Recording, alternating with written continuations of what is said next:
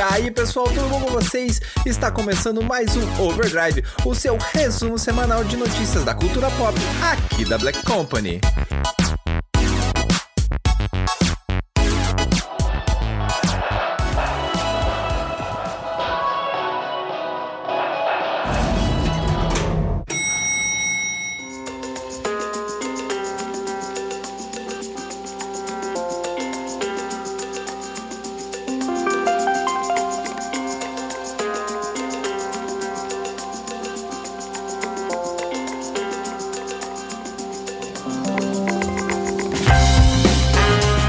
E aí, pessoal, tudo bom com vocês? Espero que sim, estamos chegando aqui para mais um Overdrive, nosso programa de número 73, olha só, quem diria, 73 Overdrives, 73 semanas que nós estamos aqui atualizando vocês sobre tudo o que acontece na cultura pop. E hoje eu estou aqui na bancada com ela, a Esther. E aí, Esther, como é que você está? Tudo bom? Tudo bem, pessoal? Mais uma semaninha começando e vamos lá para as notícias. Bacana, gosto da animação da Esther sempre. E hoje nós temos uma estreia aqui no nosso Overdrive, mas que você que acompanha os canais da Black já vai conhecê-la, afinal de contas ela faz a cobertura dos nossos eventos, já é rosto conhecido da Black e vai estrear hoje aqui no Overdrive. E aí, Thay, como é que você está? Tudo bom? Olá, olá, olá, olá! Tudo ótimo! Para quem já sabe aí, eu já participo da Black já tem um tempo, sou social media também, Arien dos Contos de Elora e agora uma nova participante aqui com vocês para a gente poder discutir bastante assunto bom, bastante assunto do mundo geek, do que tá saindo, do que tá estreando, o que o nosso bolso vai ou não sentir com alguns lançamentos. E tamo aí. Então bora lá, eu já senti assim uma vibe extremamente positiva hoje com as duas aqui. Já gostei da animação e já vou dar um spoiler pra vocês. A Thay tá chegando aí e tá chegando também algumas mudanças no nosso Overdrive que logo logo vocês vão ficar sabendo, porque muito além das nossas vozes, vocês também ficarão vendo os nossos rostos brevemente. Mas eu vou deixar só esse spoiler para vocês. Bora chamar o nosso elevador. Bora pro nosso primeiro andar. Vamos para o nosso bloco de streamings e TV.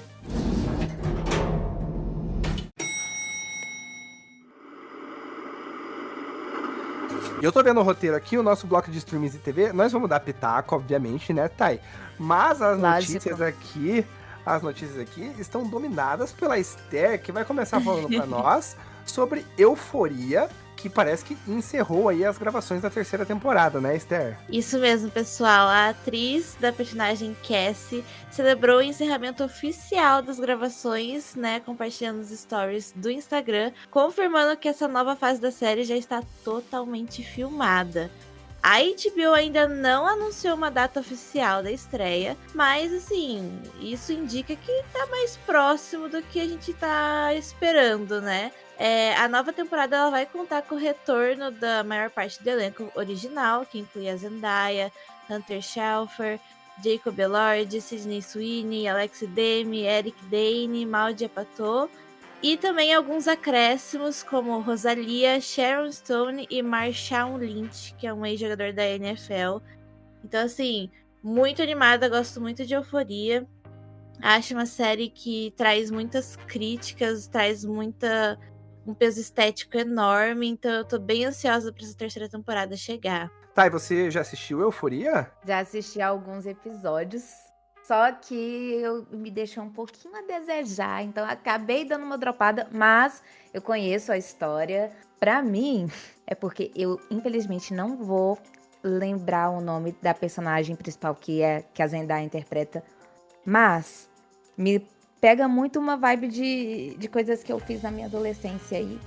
Não usei drogas, mas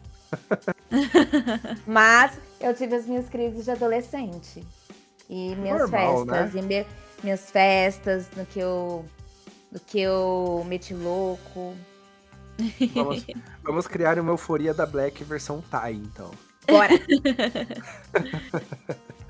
Bom, pessoal, mas então tá aí a informação. Euforia, então, encerrou as gravações da 3ª temporada e logo a gente vai ter mais novidades aí sobre o lançamento, quando chega, né? E pra você que acompanhou, assim como a Esther, e está aí ansioso ou ansiosa pra assistir essa 3ª temporada, fica ligadinho nos canais da Black, que com certeza nós vamos trazer mais informações pra vocês. E continuando aqui, uma série que gerou um pouco de polêmica, né? Porque afinal de contas, quando trata de assuntos sensíveis, trata de crimes e crimes que marcaram, né, o Brasil de alguma forma, e vai ganhar uma 2ª temporada agora. Esther, Tremembé, falei certo hoje? Falou. Tremembé, então, tem 2ª temporada confirmada. E eu tô curioso, o que será que eles vão contar nessa 2ª temporada, Esther? Gente, a 2ª temporada de Tremembé foi confirmada hoje, sexta-feira, dia 21 de novembro, num videozinho com a Marina Rui Barbosa, super bem humoradinho. Eu adorei que ela trouxe os trejeitinhos dela de volta da Suzane von Richthofen para esse vídeo. Mas a 2ª temporada, ela promete expandir o universo da produção e introduzir figuras conhecidas como o ex-jogador Robinho e o empresário Thiago Brenan. Enquanto isso, as personagens já conhecidas também passarão por grandes mudanças. A Suzane von Richthofen, ela que é interpretada pela Marina Rui Barbosa, vai enfrentar, né, a sua rotina de volta para o mundo real, né, fora da prisão. E a Elise Matsunaga, ela vai tentar reconstruir a própria vida no regime aberto. A gente ainda não tem uma confirmação oficial, assim, do que vai falar, como vai retratar, e nem de quando vai ser a estreia. Mas, assim, com o sucesso que teve, eu acho que eles vão correr e talvez no final de 2026 seja provável ali que a gente tenha o lançamento. Vamos aguardar também, mas já tá confirmado que vai ter. Bacana. Eu terminei de assistir ontem, inclusive, a 1ª temporada. Nós estamos gravando aqui na sexta-feira, dia 21.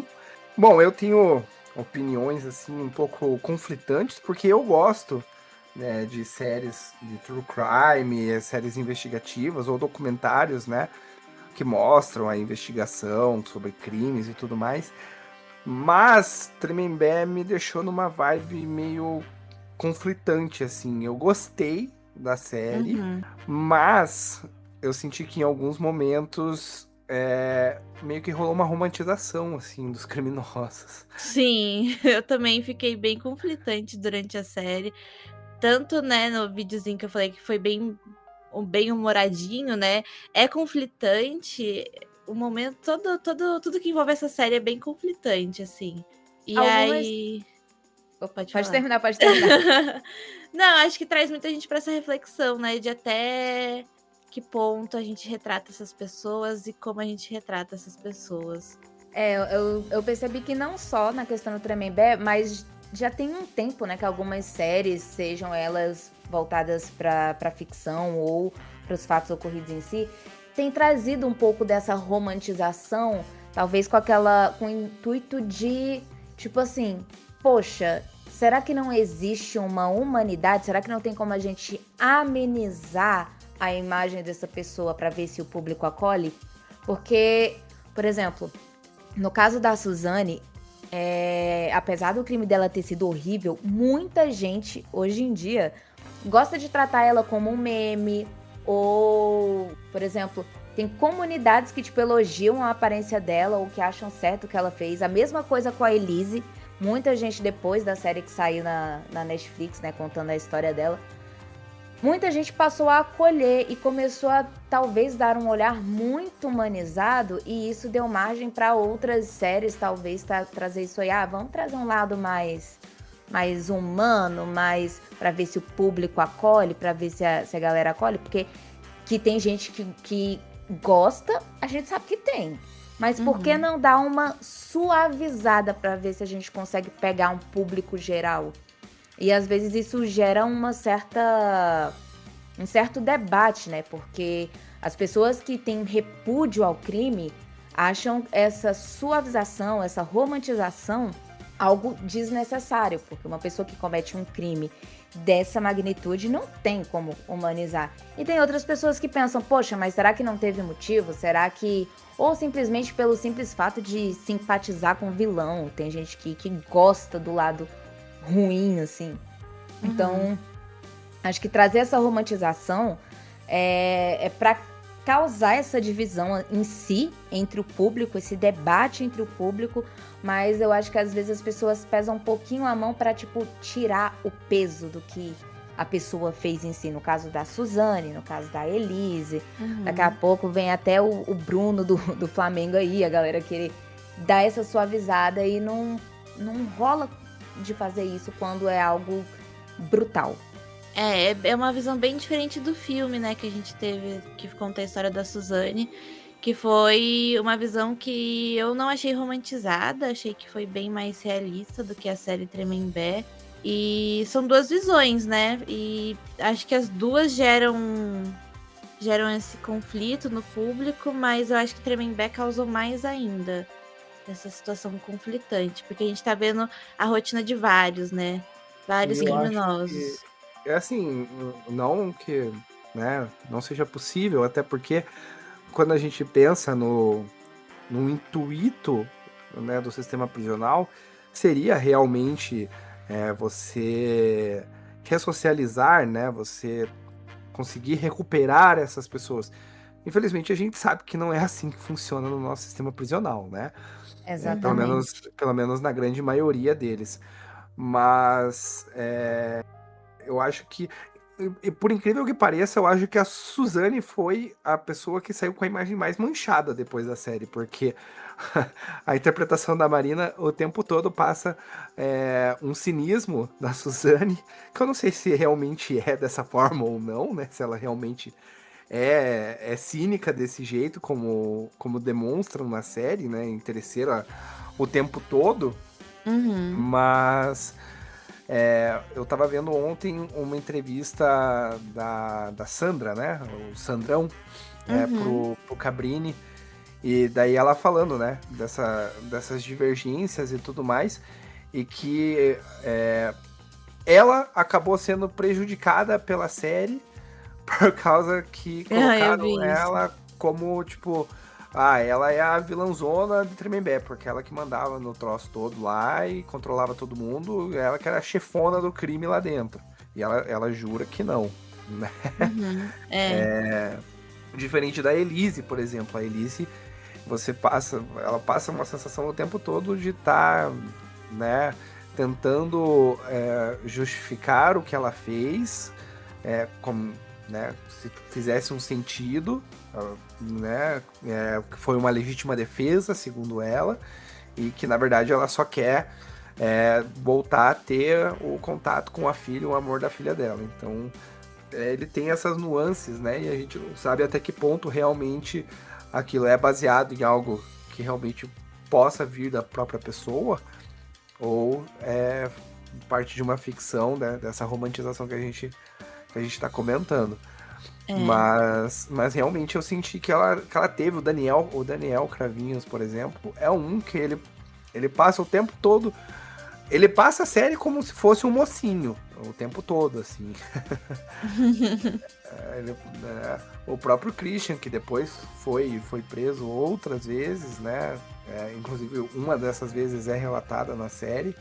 Ele também passa, né, essa vibe de que, tipo, ele fez porque, nossa, eles foram induzidos a fazer. Então a gente fica com esse conflito, né? Mas vamos aguardar agora a segunda temporada e vamos ver, né, como é que vai ser essa pegada, se eles vão manter nessa pegada, assim. Mas eu vou ficar de olho, né? Depois vou dar uma olhadinha nessa chamada aí que a Esther comentou, porque realmente eu achei que a interpretação da Marina foi muito acima, assim, do que eu esperava. Porque realmente Eu também achei. ela passa, assim, você olha pra cara dela e pensa, meu Deus, que menina cínica. Eu tava com a expectativa bem baixa pra atuação dela e eu fiquei bem surpreendida, assim. Eu achei muito, muito boa.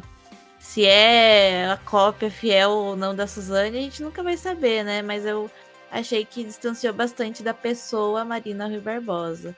Então eu gostei bastante da atuação dela. E vamos lá, então, seguindo aqui no nosso bloco de streaming e TV, a Esther tem mais uma novidade aí, afinal de contas, para os amantes dos animes, né?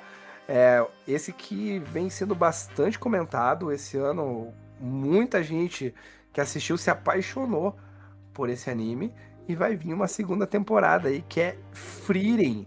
O que nós temos de novidade sobre esse anime, Esther? Então, gente, saiu o trailer completo e a data de estreia. O anime vai retornar em 16 de janeiro de 2026 e a Crunchyroll divulgou o primeiro trailer completo da segunda temporada. O vídeo ele vai apresentar, então, né, vislumbres da jornada da protagonista e destacar cenas inéditas que vão expandir o universo da obra, que é uma das mais elogiadas da última década, né? Eu não vi o trailer, porque eu não terminei a primeira temporada, e aí eu fiquei com medo de tomar spoiler. Mas eu fico muito feliz, porque eu tô gostando muito de ver esse anime. É algo bem... É tipo assim, uma pausa no meu dia.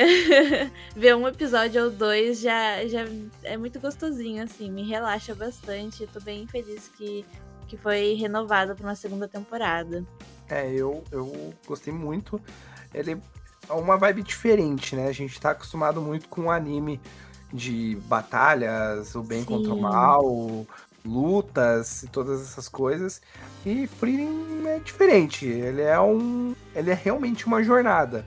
Ele é uma jornada de conhecimento, de entendimento da protagonista. E ele mexe bastante, né, com os sentimentos de quem assiste.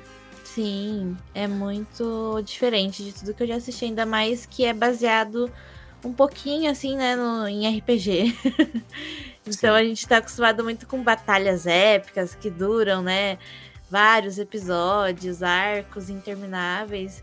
E achei muito legal essa dinâmica que o anime traz.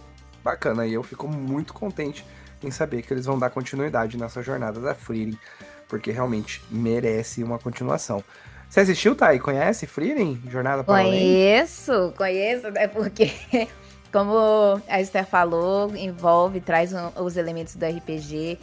Eu participo de outras mesas, e inclusive uma das mesas que eu participo, toda a construção da minha personagem é voltada pra Frieren, e assim, a delicinha, eu gosto, é um animezinho de conforto e que me traz a mesma sensação de quando eu era mais novinha, assim, de estar assistindo vai ser uma comparação um pouquinho esdrúxula, mas é mais a sensação de conforto mesmo, tipo, de ficar ali, ai que delícia estar assistindo isso. Eu assistia Sailor Moon e eu ficava bem assim, ai que gostosinho de assistir. E quando eu assisto Freire é a mesma coisa, eu fico, ai que delicinha de assistir. Aí eu vou olhar minha ficha, porque aí eu olho as coisas que ela faz, eu fico olhando se eu posso casar com a minha ficha. Sempre. Muito bom. Então tá aí, pessoal. Todos nós estamos extremamente empolgados, porque realmente é um anime diferenciado. Ele passa realmente essa sensação de conforto. É uma calma, assim, em meio a turbulências que a gente tá acostumado, né, com animes. Então, muito bacana que vai ter essa segunda temporada. E é isso, encerramos aqui o nosso bloco de streams e TV. Bora apertar o botãozinho aí, louco. Bora apertar o botãozinho, chamar o nosso elevador e vamos para o nosso segundo andar. Vamos falar de cinema, pessoal.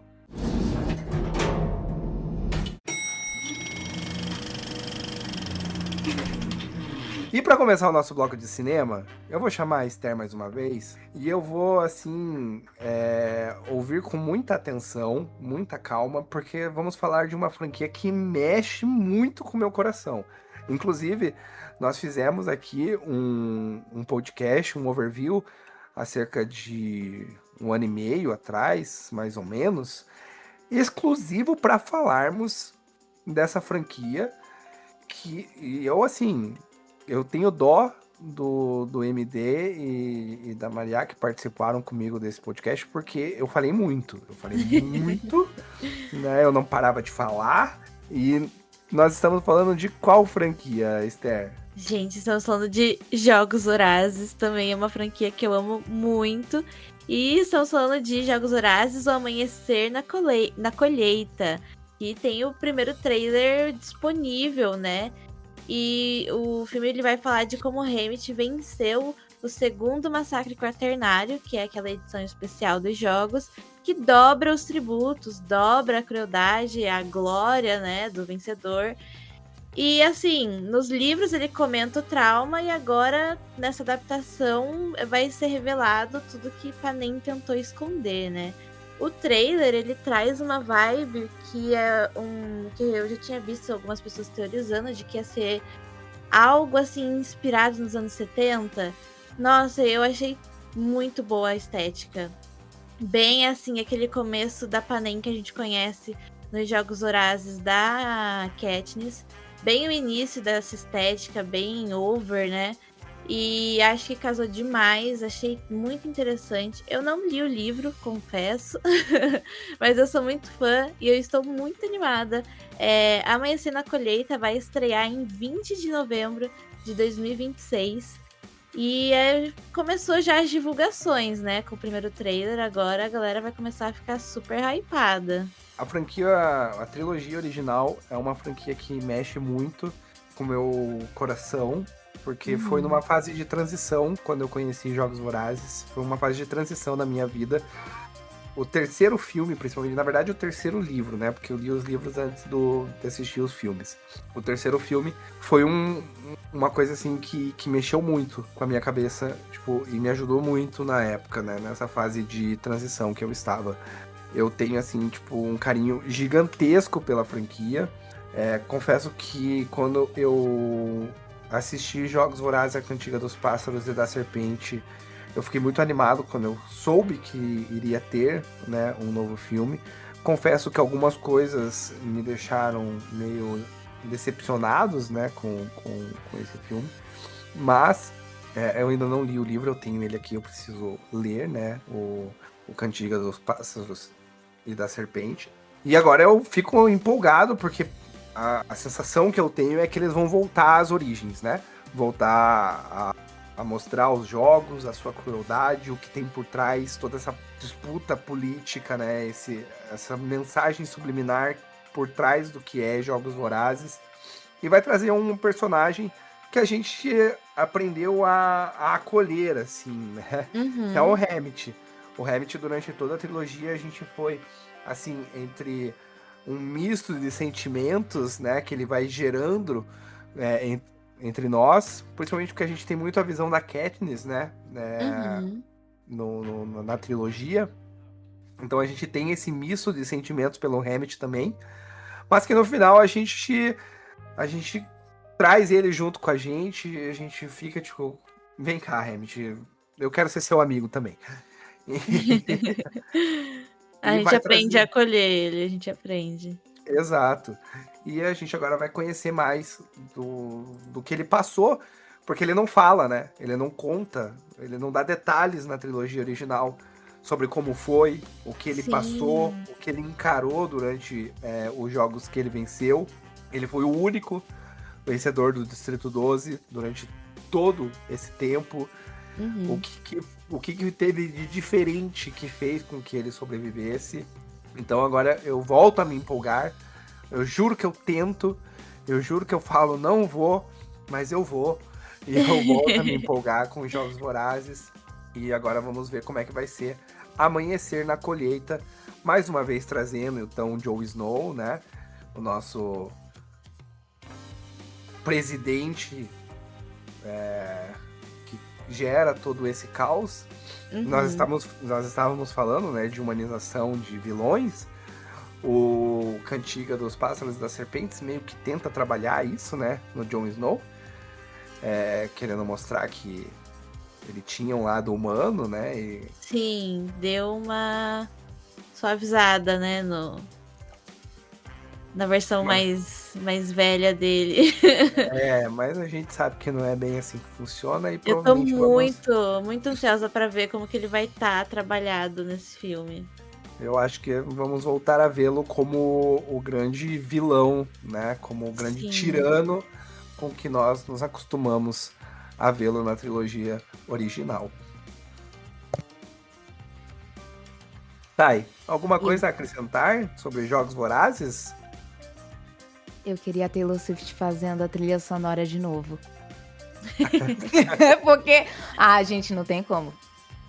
Eu li Jogos Vorazes, mas tipo, eu era bem novinha. E depois eu passei por uma situação meio traumática, cujo se resultou em queimarem meus livros, porque achavam que era coisas de igreja. Meu Deus. Eita. Sim. Nossa. Não só.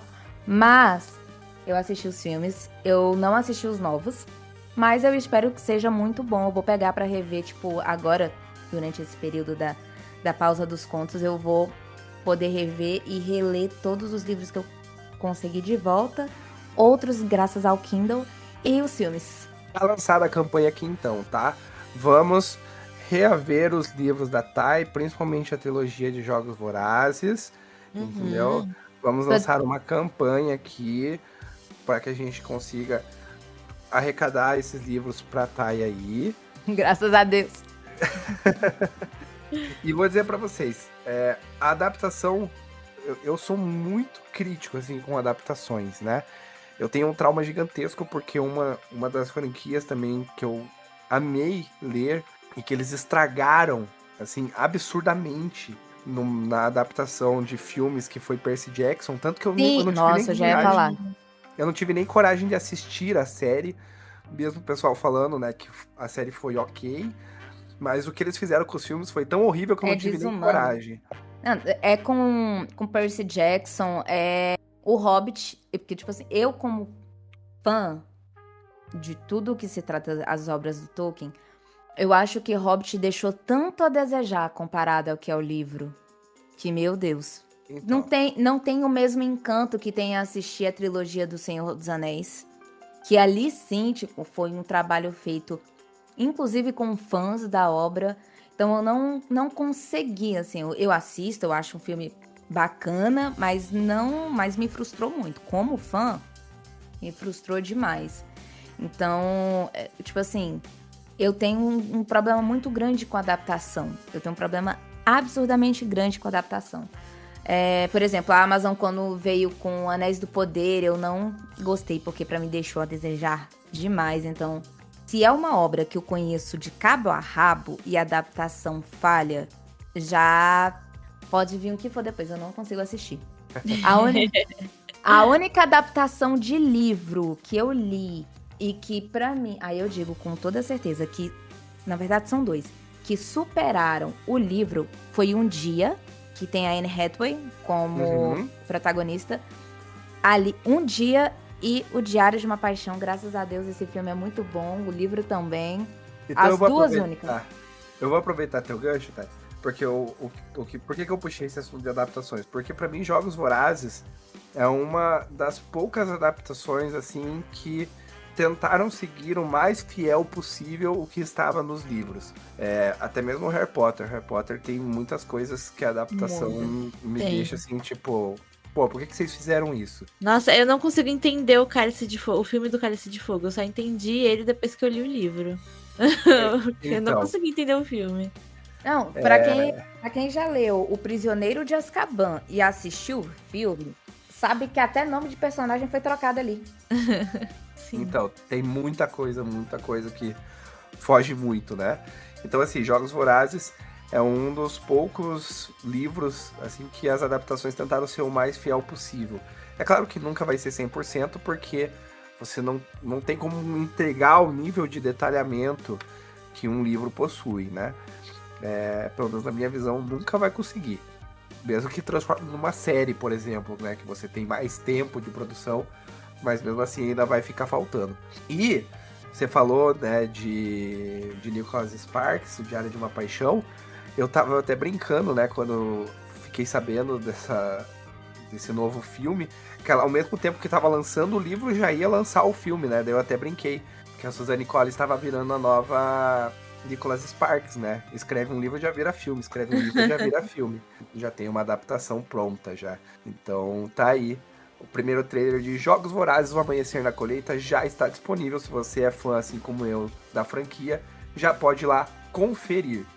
E já que nós estamos falando de filme, franquias, né, que movimentam um público, que movimenta uma fanbase muito grande, nós já citamos ele aqui algumas vezes, e a Thay vai trazer mais novidades, porque a chefe está solta novamente e o Diabo Veste Prada 2 está chegando, né, Thay?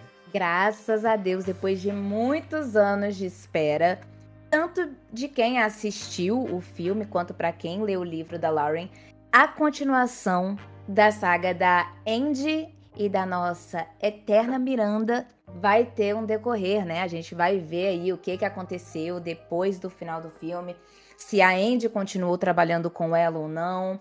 A gente não sabe, não teve um desfecho ali, então a gente não sabe o que aconteceu entre ela e o Nate. A gente vai ter a volta do Nigel, então assim, para quem acompanha, para quem conhece bem a história, né, sabe que esse bálsamo que é o Diabo Veste Prada 2 é aquela sensação de conforto e que também vai estar trazendo aí novos ícones da moda e vai estar trazendo uma relação mais direta entre o fast fashion, entre a alta costura e como que isso engloba ali. Então a gente tá no trailer, né, que já tá disponível, a gente vê que foi quebrada aquela... A gente vai chamar de dress code, né, que mostra no primeiro filme, entre ela e a Miranda. A Miranda que, durante o primeiro filme, tá sempre ali com uma postura, com uma roupa mais fechada, tudo. No outro trailer, dá pra ver que não. Então a gente vai ver o que aconteceu. Eu tenho uma expectativa muito grande, porque no livro a Miranda, ela é mais prepotente, ela tem mais presença, ela é mais dura com a Andy. Então eu quero ver o que eles vão dar aí pra essa continuação, se ela vai ficar com um certo ressentimento pela Andy ter ignorado ela ali no final do filme, como que vai ser construída novamente a relação da Andy com o Nigel, se a gente vai ter a Emily de volta. Eu quero muito que ela volte, porque ela tem uma importância muito grande para a história. No livro também ela tem uma participação espetacular. E a gente falando sobre adaptação, né? O Diabo Veste Prada também é um livro. E de longe também foi uma adaptação quase 100% perfeita. Faltou alguns ajustes ali, que para mim fez muita falta, principalmente do comportamento da Miranda, como que a Miranda age no livro. Ela é mais ácida, ela é mais... né? E no filme deu essa suavizada nela. E aí eu quero ver se... a gente vai ver aí, se no 2... teremos uma Miranda mais firme ou uma Miranda que deu uma amolecidinha, porque viu ali que a vida não é como ela quer, que as pessoas não cedem sempre à presença dela, que ela não tem mais aquele poder sobre a Andy, porque a partir do momento ali que a Andy ela dá um start pro potencial dela, que ela consegue ser reconhecida aonde ela quer trabalhar, a gente ainda termina ali o primeiro filme, né, com a Miranda fazendo a carta de recomendação dela, onde ela fala que a Andy ela não é uma boa funcionária para ela, mas que se o dono do jornal não contratar ela, vai estar perdendo uma profissional excelente. Então, a gente também não sabe o que se deu o final da Andy, se a Andy ela continua no jornal ou se ela voltou para o que ela se encontrou ali, que é a área da moda. É uma coisa que o Nigel também aponta para ela sobre a vida profissional dela. Então, assim, eu tô com uma expectativa altíssima. O trailer tá maravilhoso, com o Vogue da Madonna ali, de trilha sonora, permanecendo, porque é o ponto auge ali das trilhas sonoras do filme. Teremos a inspiração da Miranda, então, assim... eu tô com uma expectativa absurdamente alta. Tanto como uma amante do livro e do filme, quanto também uma fã absurda da Meryl Streep e da Anne Hathaway, que ambas têm meu coração. Olha, eu vou dizer assim, que eu quase nem senti assim a sua empolgação, tá? Eu assim, tava te ouvindo falar, eu tava quase indo pôr o filme aqui agora, porque assim, você não... Nossa, deu vontade de assistir, né? Eu já tava Caramba. procurando o livro, já tava aqui pondo o filme, porque eu quase nem sentia a sua empolgação, assim. Bom, eu assisti, não li o livro, né? Eu assisti o Diabo Veste Prada. E realmente, ele também traz, né, vários debates por trás do filme, né? Então, também tô bem curioso, a gente já até debateu algumas outras vezes aqui no Overdrive sobre como que eles vão trabalhar essa continuação. Então eu também tô bem interessado em ver como é que vai ser. Né? Inclusive a gente já conversou, né, Esther? Você também já falou sobre o Diabo Veste Prada 2, né? Já falei, quando anunciaram, eu lembro, porque foi um dia muito importante. Também gosto muito do filme. Eu não li o livro, confesso. Mas o filme, pra mim, é muito conforto. Eu assisto desde criança, assim. É muito bom. Esse universo que nos é apresentado pelo filme é muito legal, é muito divertido, assim. Eu ainda tenho o mesmo sentimento de quando eu tinha quando era criança, sempre que eu assisto esse filme. Mas eu vou dizer pra vocês que eu vou ter que começar a trazer um padre aqui pro Overdrive, porque a gente tá confessando muito hoje. Ai, gente. Hoje tá pulsado. Mas eu tô com uma expectativa muito, muito, muito grande. Eu quero ver se eles vão trazer outros personagens, se eles vão trazer personagens que participaram do primeiro filme. Tipo acho que é o James. James, que ele é... Acho que ele é um... Não é um médico. É um dos repórteres ali, dos jornalistas que participa. Eu quero saber se teremos a Gisele Bündchen de volta, né? Porque Serena, ela é muito amiga da Emily. Elas têm uma relação de amizade muito forte. Inclusive, no livro ali, quando a Andy, ela entra, né? Pra poder trabalhar, elas ainda fazem um pouco mais de piada. Tem umas piadinhas internas sobre a Andy. Então, assim, quero muito que volte. O Nate, porque eu quero muito saber qual que foi o desfecho desse relacionamento dos dois. Se terminaram definitivamente ou não. E o Nate acorda pra vida e vê quem que a Andy é de verdade, porque a gente vê ali no filme que ela se anula muito pelo Nate, ela se anula demais por ele. Todas as conquistas dela, ele problematiza, né? E aí vem o Christian, que é ali o loiro que consegue os livros pra ela, para as filhas dela, no caso, da Miranda. Então, assim, eu quero muito ver como que eles vão trabalhar isso daí. Como que vai ser feita, quem que vai voltar, quem que não vai voltar. Se a Andy terminou ou não. Se ela tá trabalhando pra Miranda ainda ou não. Se ela foi chamada pra outra coisa. Porque não tem, que eu saiba, não tem o segundo livro do Diabo Veste Prada. Então, vai ser uma construção completamente baseada no primeiro filme. E eu acho que deve ter demorado pra eles poderem fazer. Mas eu acho que vai ser um filme que não vai ter falhas, principalmente porque tem muita gente que gosta. Dentro da indústria da moda, é um dos filmes com mais recomendação, que traz ali aquele elemento do que é você transitar dentro do fast fashion, dentro da costura clássica, dentro da modernidade, o que é estar ali numa passarela, o que é trabalhar num setor de moda no geral, e encantou até quem não é do meio. Então, eles têm que entregar um filme muito bom, com um elenco de peso e sem falhas. O Diabo Veste Prada 2 é um filme que ele não pede falhas. Ele não pode ter falhas, então tô bem empolgadinha pra ele. Tem pressão aí. Vocês perceberam, né? Sentiram a pressão. Então, por favor, entreguem o que a gente espera. Então é isso, pessoal. O Diabo Veste Prada 2. A Thay com certeza vai trazer mais informações conforme forem sendo divulgados. Porque vocês perceberam que ela não tá nada empolgada com esse filme, né? Poxa! E é isso, galera. E vamos encerrando aqui o nosso bloco de cinema. Vamos chamar o nosso elevador mais uma vez. E vamos agora para o nosso terceiro andar. Vamos para o nosso bloco de games.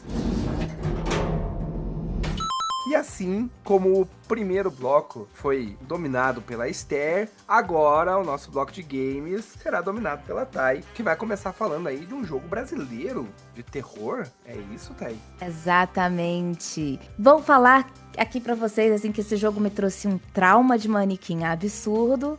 Vamos estar falando do Ayla, que é um jogo desenvolvido pelo Pulsatrix, né? Teve o seu trailer divulgado no The Game Awards e pegou muita gente de surpresa, né? Porque não é algo que a gente espera ver. E quando eu assisti a primeira vez, eu falei assim, gente, não acredito. E aí eu vi o Max MRM falando a respeito, e aí eu vi que era um jogo brasileiro, eu falei, desculpa a palavra, foi cacete. E assim, é um jogo que, a partir do momento que eu vi, eu falei assim, pera, vai ser um jogo em primeira pessoa, uma ambientação de terror, porque até então não tinha dado muita informação. E aí eu comecei a acompanhar e tudo. Tive o prazer de jogar a demo, que me pegou muito desprevenida, com certos sustos assim, de muita qualidade, testei meu coração ali. E que vai ser lançado agora dia 25, né? Então, assim, ansiedade a mil. Quem já comprou vai ter que se preparar. O jogo tá com desconto na Steam. Ele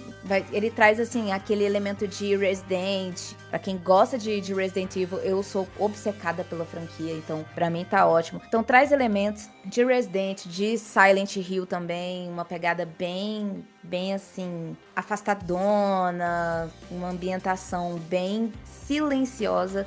O jogo trabalha com uma sonorização perfeita e completamente imersiva. Traz também uma pegada de... Até me lembrou um pouquinho até Dave Wither em alguns contextos ali. Joguei a demo que eles lançaram na Steam e também joguei as que foram disponibilizadas na BGS. Então, assim, muito bom. Muito teste pro coração. Eu recomendo, entendeu? Pra quem quer levar susto, é bom. O jogo, ele traz uma abordagem de IA e você enfrenta os seus medos ali. Então ele vai te colocar em vários cenários e nesses vários cenários você vai tendo interações. Então, por exemplo, eu tenho trauma de manequim por conta de um cenário específico que aparece no jogo, mas jogando as outras demos não tem muito disso, mas tudo vai ficando interligado.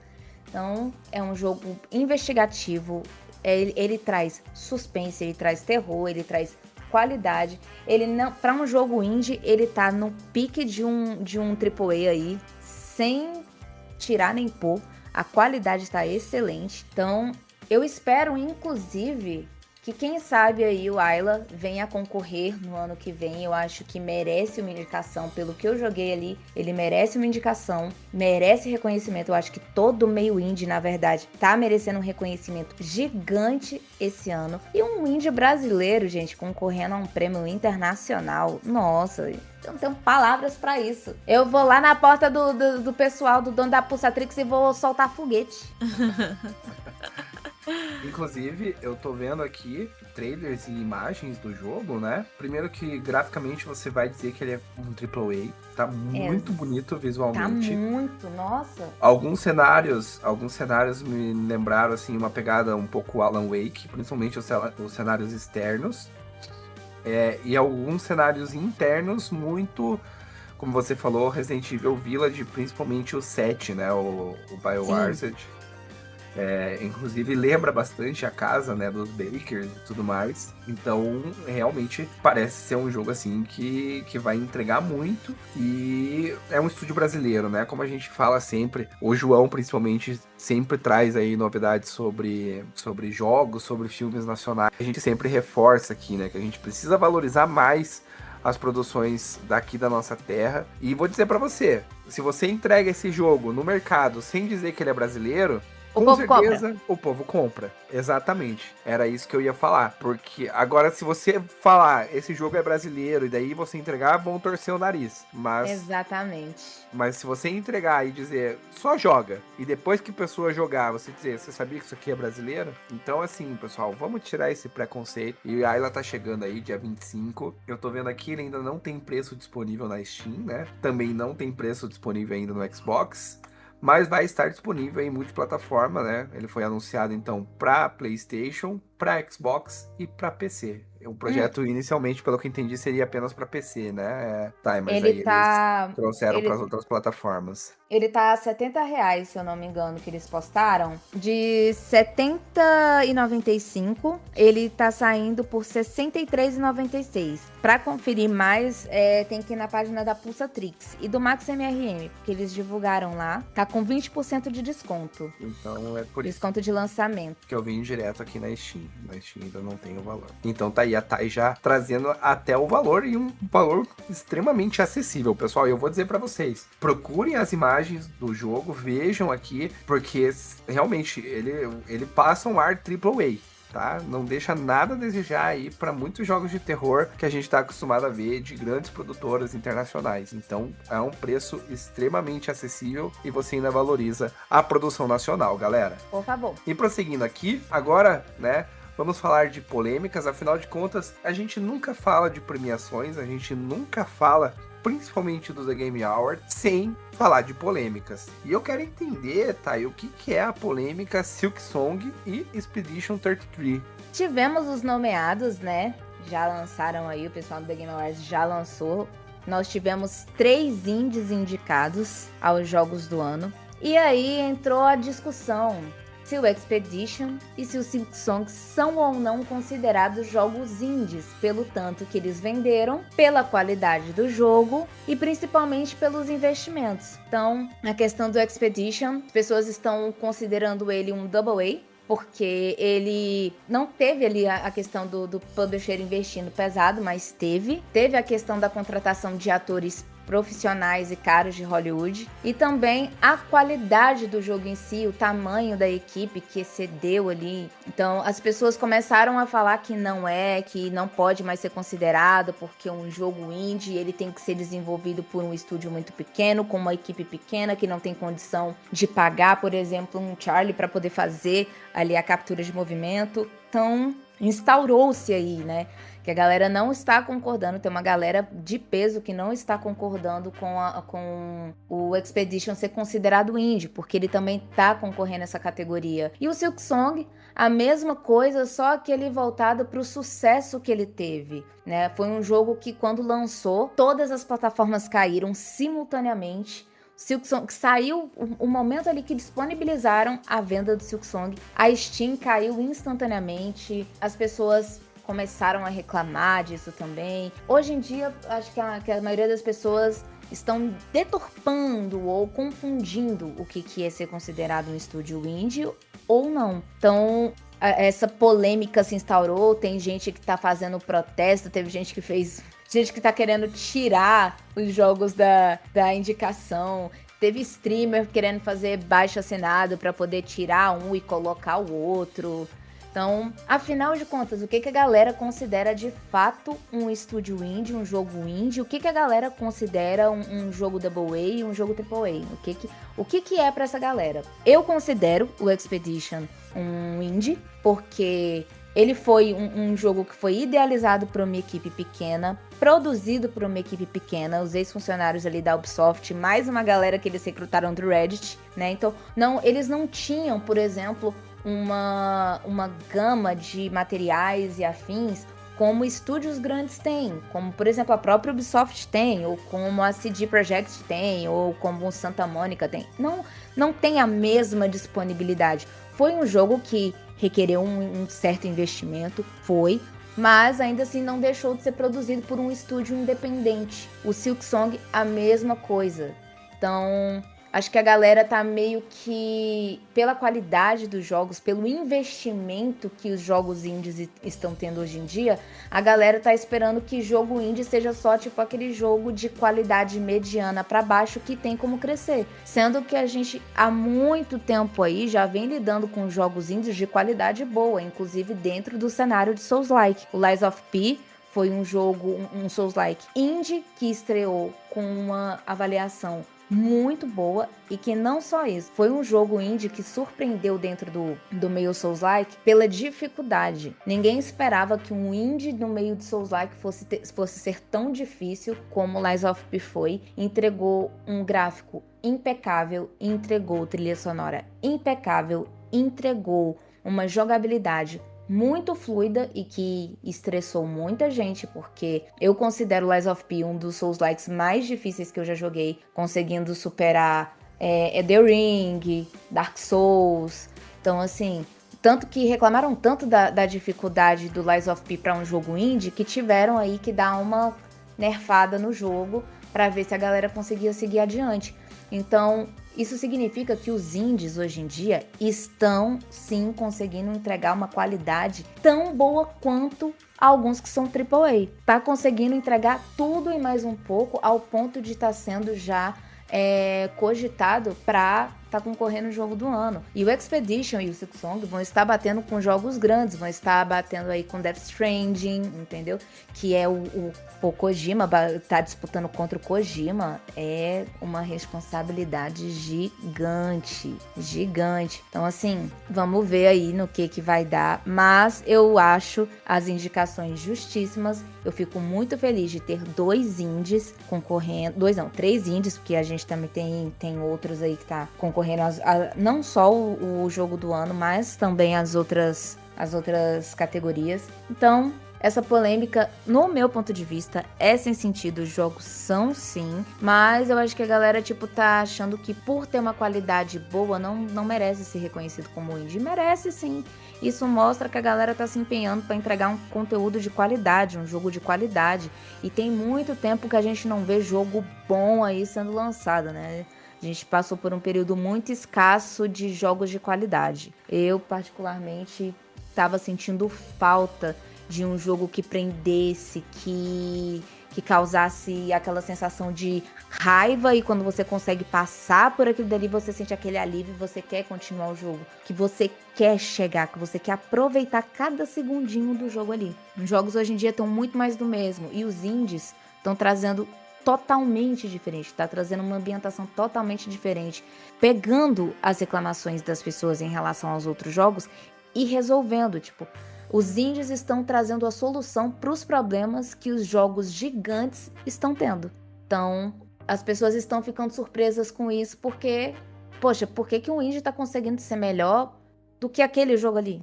Então, essa polêmica tá gerando aí debates, tá gerando reflexões, e eu espero que, da mesma forma que eu bato na tecla, que os indies passem a ter os reconhecimentos que eles merecem. Jogo indie é bom sim, e quem não se dispõe a jogar tá perdendo uma experiência maravilhosa, porque não tem jeito. Tem muito jogo indie que é melhor do que jogos de estúdios grandes aí. Eu concordo, inclusive a gente já trouxe esse debate, eu e o João já comentamos várias vezes aqui, que principalmente esse ano, né, esse ano foi o ano dos jogos indies, tem virado uma tendência cada vez maior no mercado, porque realmente tem conseguido preencher esse vazio, digamos assim, que as grandes produtoras têm deixado. Talvez um pouco da polêmica seja também porque, por exemplo, ano passado o Black Myth Wukong também veio de um estúdio independente, né? Mas ele acabou não concorrendo como jogo independente, no caso. Porque a nomenclatura, na verdade, é esse, né?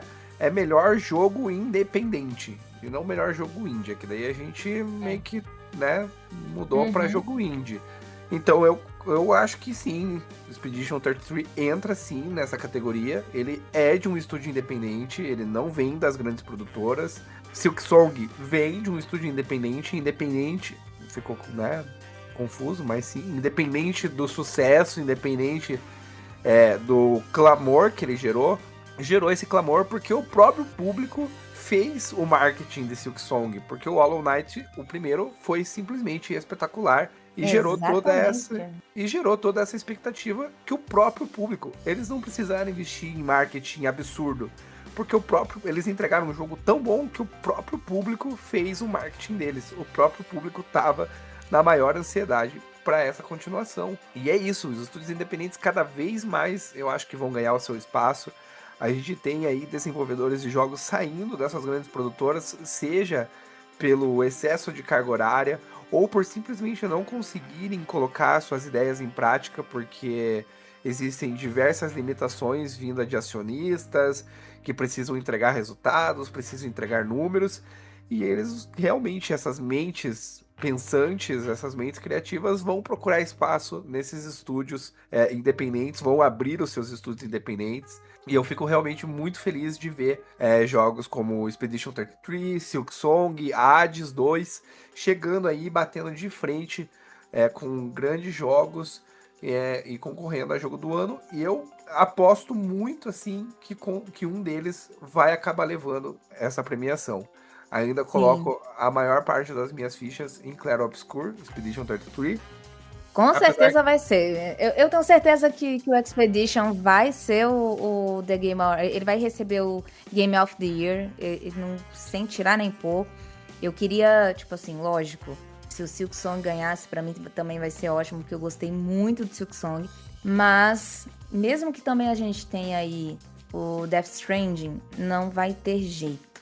Eu acho que vai ser... Eu sinto que no coração dos players... Expedition 33 já é um dos vencedores junto com o Silksong.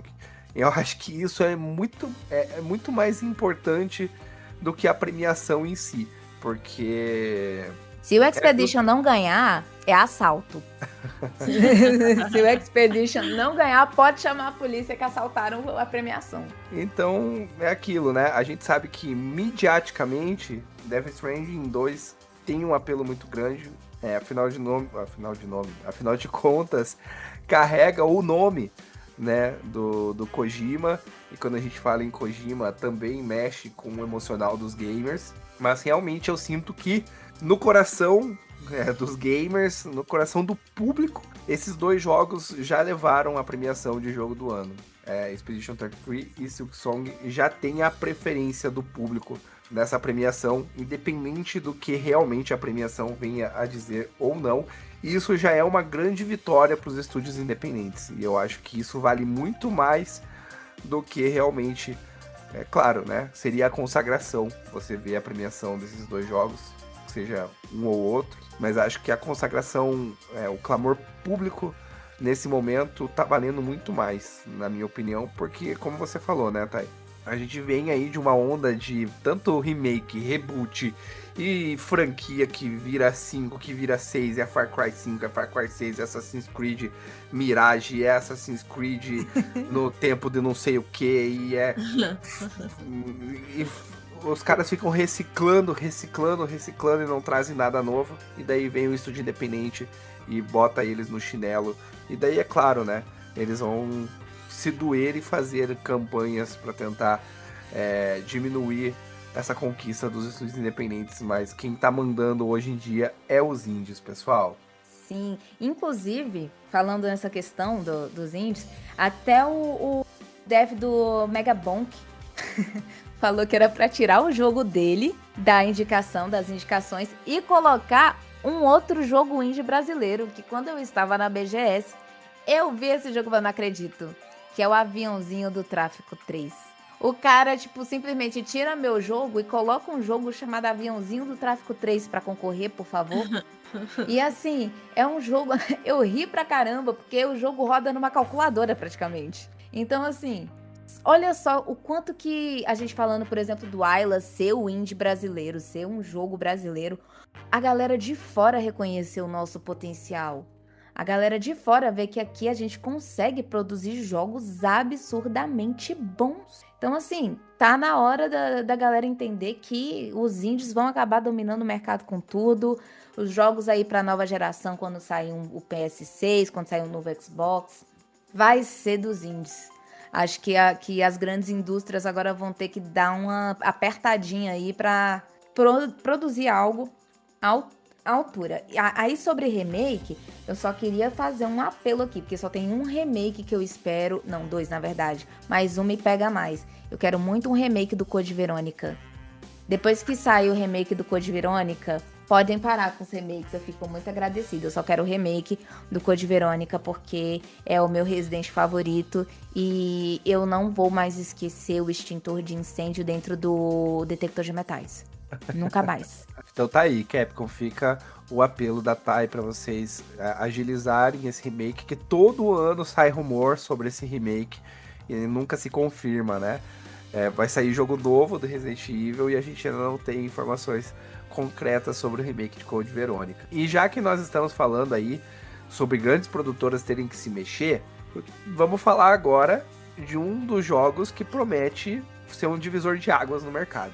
Tanto em questão de grandeza de produção, quanto também em questão de valores de mercado propriamente ditos, que é GTA 6, que já era para sair esse ano, daí foi adiado para maio, daí agora foi adiado para novembro. Eu ainda acho que ele não chega em 2026, mas quando eu falo isso, os fãs de GTA quase mandam me crucificar.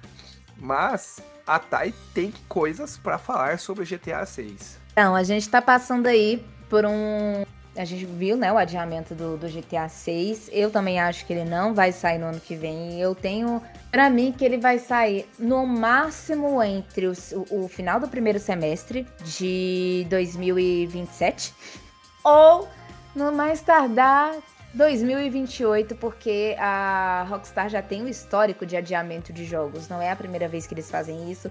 A CD Projekt, inclusive, até jogou uma indiretinha ali pra eles por conta dessa questão de adiamento e tudo. Fica aquela troca de farpas, porque quando a CD lançou o Cyberpunk, devido à pressão do pessoal, o Cyberpunk 2077 saiu muito mal feito e hoje em dia o jogo é uma completa obra de arte. E aí eles deram essa alfinetada aí no pessoal da Rockstar. Só que a Rockstar tá passando por um período meio complicado aí, com questão de demissão em massa, por conta dos funcionários estarem pedindo ali os seus direitos, terem montado sindicato. E isso prejudicou algumas coisas relacionadas ao GTA 6. Então, assim, se o jogo estava passando, por exemplo, por algumas alterações, fazendo algumas melhorias, eu acho que isso aí deve ter dado uma estremecida. Inclusive, eu acho que é um dos motivos pelo qual o jogo foi passado, né, para mais um ano aí. Os funcionários estão pedindo para que retirem as causas das demissões, dizer que foi por mau comportamento pode prejudicar muito a carreira deles como desenvolvedores. Quem trabalha com TI sabe o quanto que já é difícil mexer com código, ver como é que tá funcionando a prototipação daquilo dali. Então, assim, é puxado, é um trabalho difícil, porque uma vírgulazinha errada, um comandozinho errado faz total diferença no decorrer de um jogo, né? Sem contar a engine que está sendo usado, o que eles estão fazendo.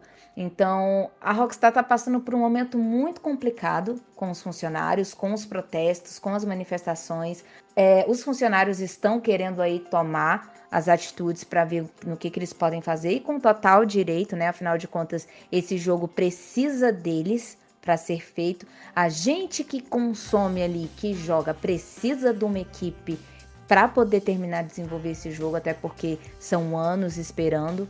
Então, assim, a gente não sabe mais o que esperar em relação a isso, até a Rockstar dar uma luz aí do que vai ser feito. Na questão dos valores, eu acho que devido a isso e devido à situação econômica mundialmente falando, esse jogo vai chegar caro sim.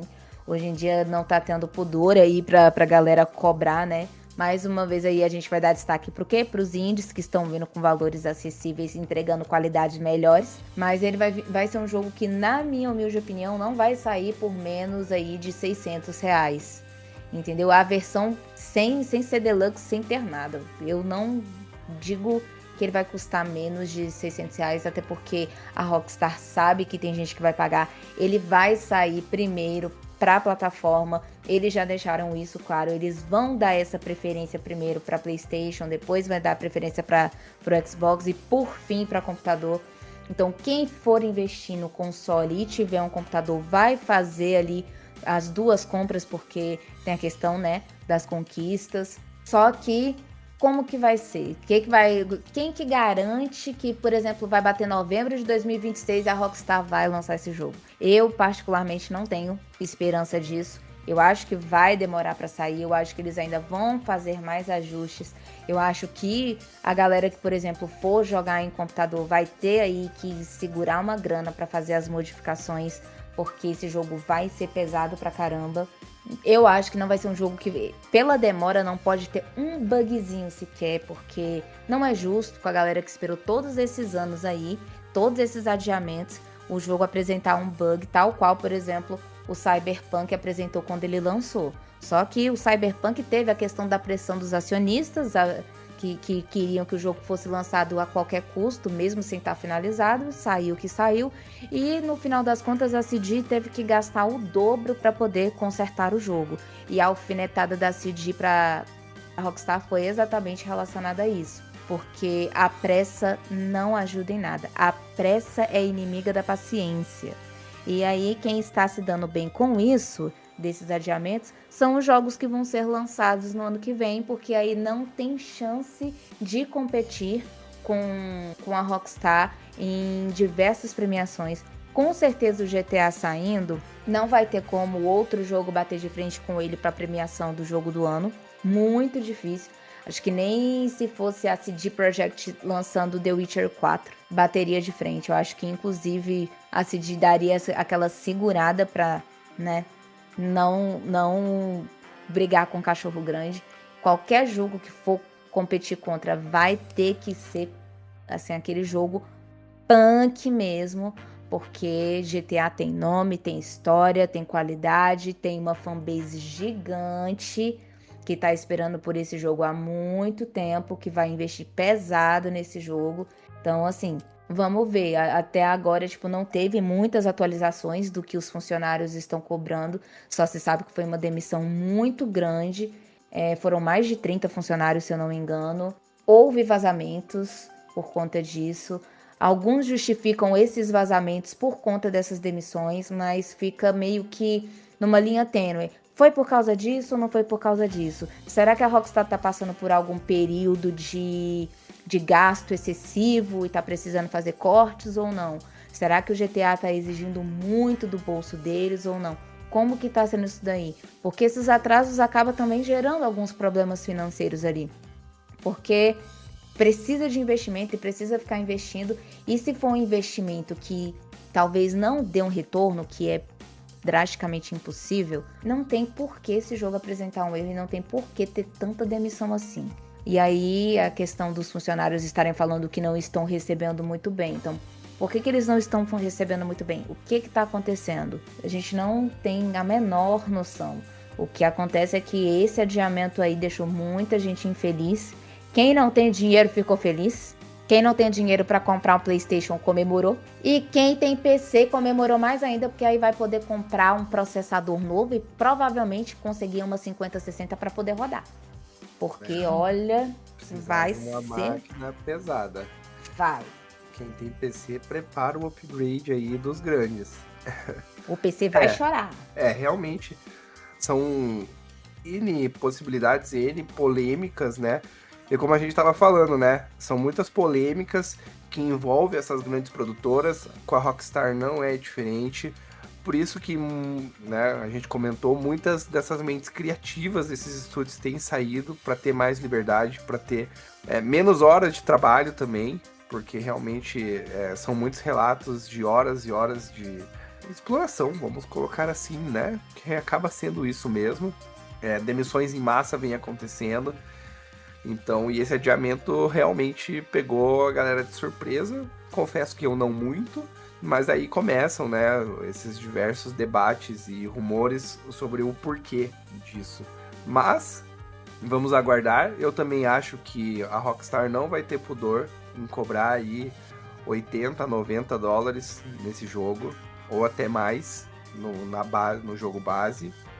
E infelizmente vai puxar o mercado. Assim como a Nintendo fez com os seus lançamentos no Switch 2, que puxou o preço de tudo para 80 dólares.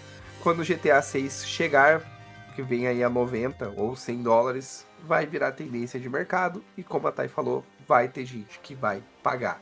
Então, GTA 6, com certeza, para o bem ou para o mal, será um divisor de águas no mercado de games. Vamos lá então, galera. Bora chamar o nosso elevador mais uma vez. Bora pro nosso bloco de música e literatura. Bloco de música e literatura hoje, que para você que é otaku, estará feliz porque ele estará a cargo totalmente da nossa queridíssima, nossa capitã Vitória Mollerk, que falará aí sobre animes e mangás.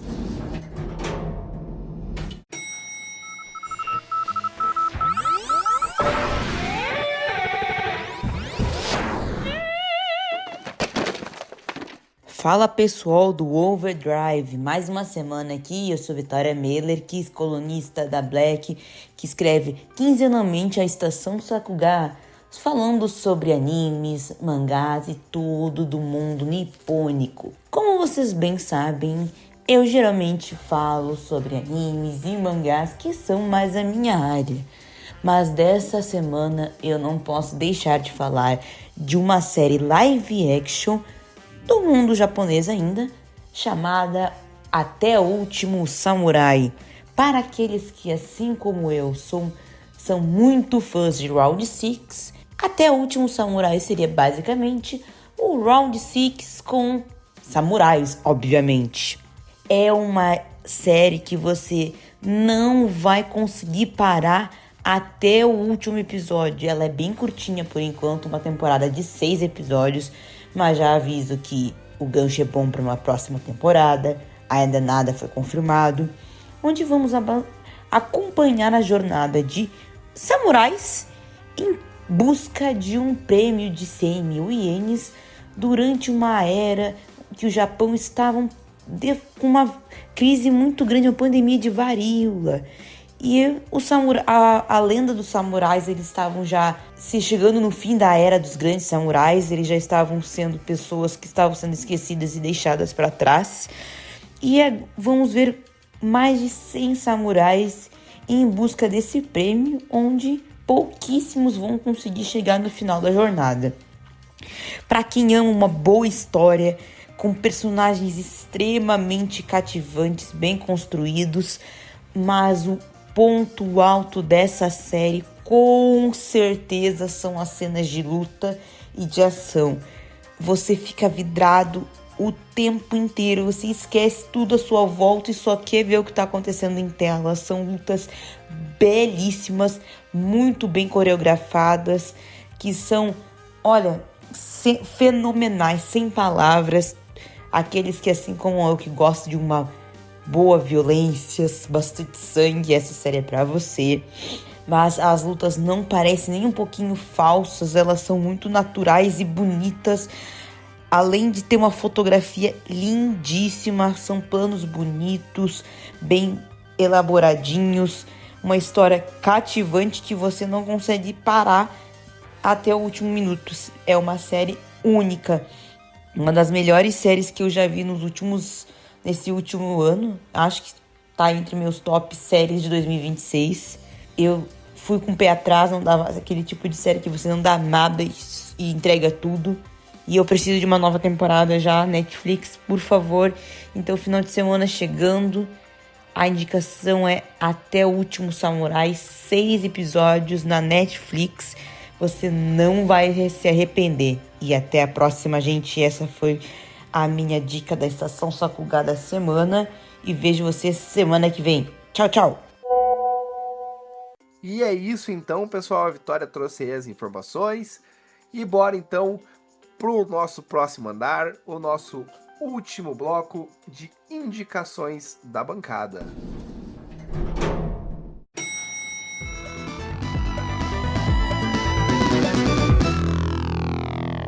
E para começar o nosso bloco de indicações, eu vou perguntar para Esther. Esther, o que você trouxe aí para indicar para a galera que nos ouviu hoje aqui no Overdrive? Gente, hoje eu trouxe para vocês uma indicação de uma cantora que lançou o EP dela em agosto e agora vai abrir a turnê da Demi Lovato a partir de abril de 2026, que é a dela. Ela participou do Dream Academy, que é o reality show que fez o Cat's Eye, mas ela acabou, não indo pro Cat's Eye, e agora ela tem uma carreira solo e lançou seu EP The Provocateur, que é um nome em francês, sei lá, mas que é assim um EP incrível, que tá com muita qualidade.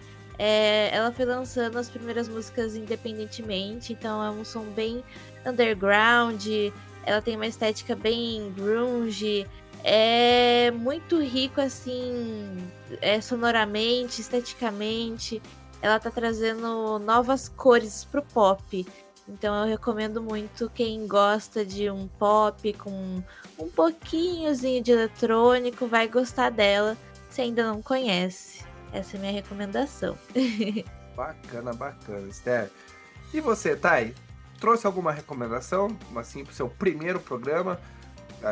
Pra galera que nos ouve? Eu trouxe duas.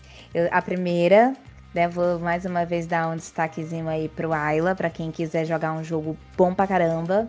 E o Liara, que também é um indie, que é muito apreciadinho, eu gostei muito dele, a estética dele. Temos uma das nossas colaboradoras, uma das nossas participantes aí da Black, a Dieb, está envolvida na questão do jogo, na produção do jogo. Então, assim, vale super a pena, gente. É uma delicinha de jogo para vocês estarem conhecendo aí.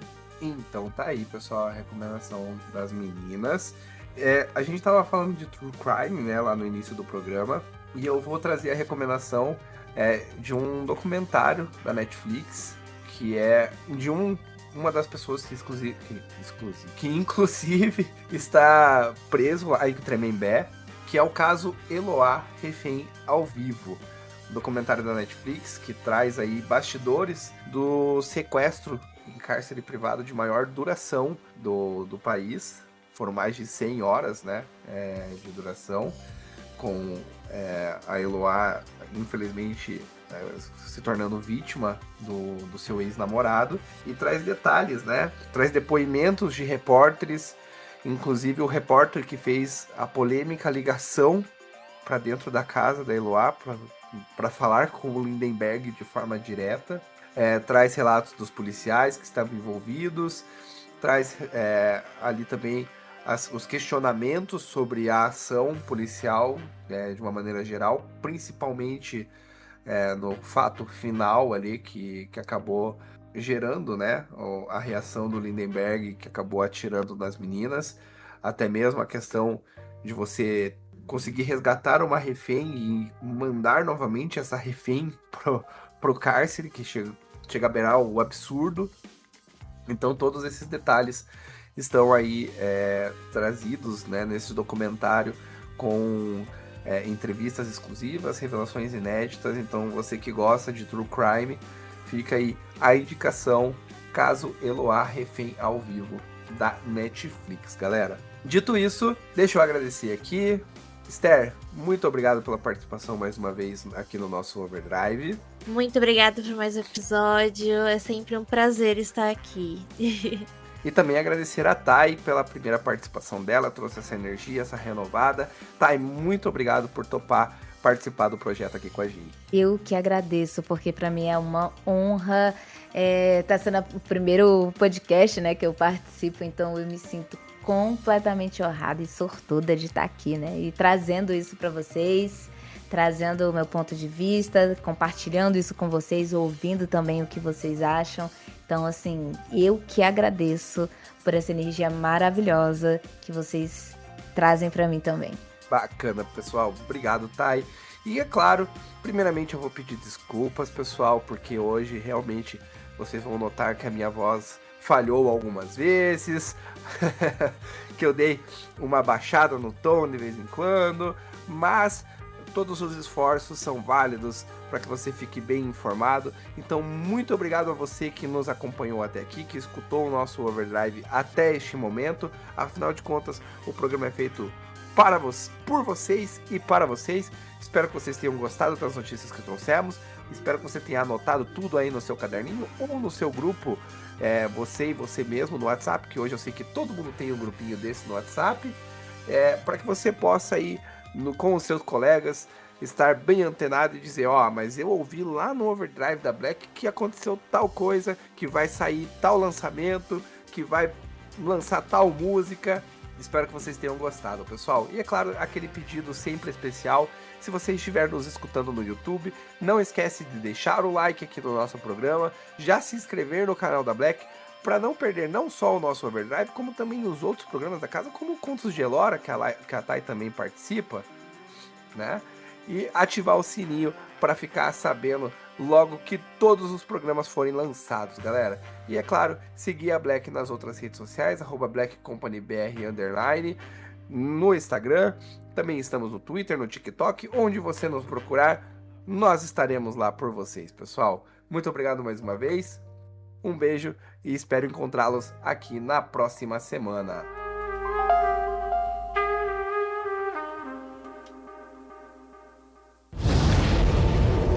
Senhoras, senhores e mortos-vivos de todo o Brasil, este podcast foi editado por Seu Inácio.